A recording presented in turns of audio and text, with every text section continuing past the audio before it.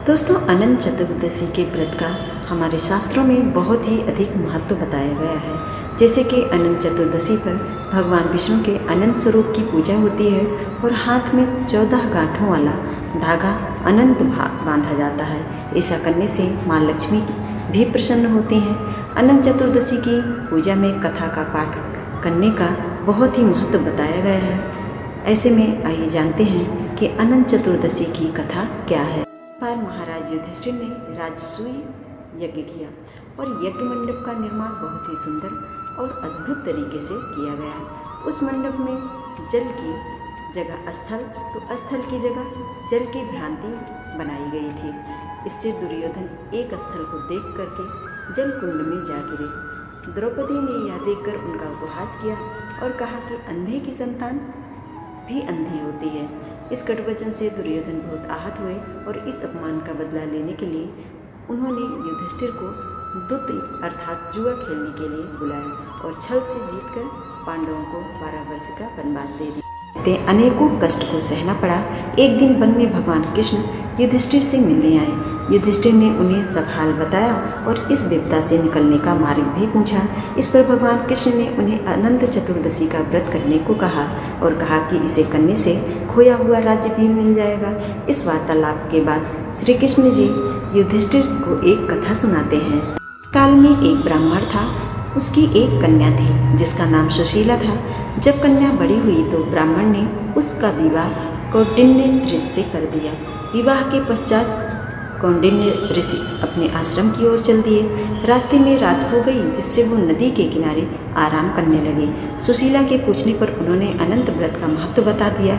सुशीला ने वहीं व्रत का अनुष्ठान कर 14 गांठों वाला डोरा अपने हाथ में बांध लिया। फिर वो पति के पास आ गई। कौंडिन्य ऋषि ने सुशीला के हाथ में बंधे डोरे के बारे में पूछा तो सुशीला ने सारी बात बता दी। कौंडिन्य ऋषि सुशीला की बात से अप्रसन्न हो गए और उसके हाथ में बंधे डोरे को भी आग में डाल दिया। इससे अनंत भगवान का अपमान हुआ, जिसके परिणाम स्वरूप कौंडिन्य ऋषि की सारी संपत्ति नष्ट हो गई और सुशीला ने इस कारण डोरा आग में जलाना बताया। का कारण डोर का आग में जलाना बताया। पश्चाताप की अग्नि में जलते हुए ऋषि अनंत भगवान की खोज में वन की ओर चल गए। वे भटकते भटकते निराश होकर गिर पड़े और बेहोश हो गए।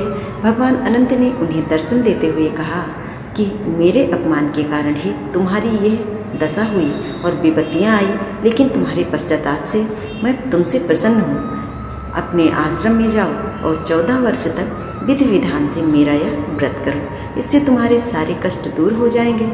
कौंडिन्य ऋषि ने वैसा ही किया और उनके सभी कष्ट दूर हो गए और उन्हें मोक्ष की भी प्राप्ति हुई।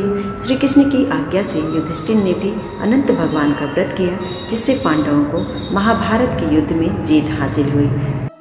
दोस्तों, इस तरह से अनंत चतुर्दशी व्रत की कथा है। व्रत रखने वाले सभी व्यक्तियों को अनंत चतुर्दशी व्रत की कथा का पाठ जरूर करना चाहिए। भगवान विष्णु के पूजन के उपरांत इस कथा को आप खुद पढ़ें या सुने, इसका लाभ आपको अवश्य मिलेगा। जैसे पांडवों को भगवान अनंत के पूजन के उपरांत उनकी सभी खोई हुई वस्तुएं उन्हें पुनः वापस मिले उनके जीवन में, वैसे इस कलिकाल में हम मनुष्य भी यदि भगवान की शरण में रह करके सभी धर्म कर्म करते रहते हैं तो हमारे जीवन में भी उसका अनुभव जरूर देखने को मिलता है। आज की वीडियो में बस इतना ही। यदि हमारी जानकारी आपके लिए थोड़ी सी भी लाभदायक हो, वीडियो को लाइक कर दीजिएगा और चैनल को सब्सक्राइब कर दीजिएगा आने वाली वीडियोज़ के लिए। जय श्री कृष्णा। राधे राधे दोस्तों।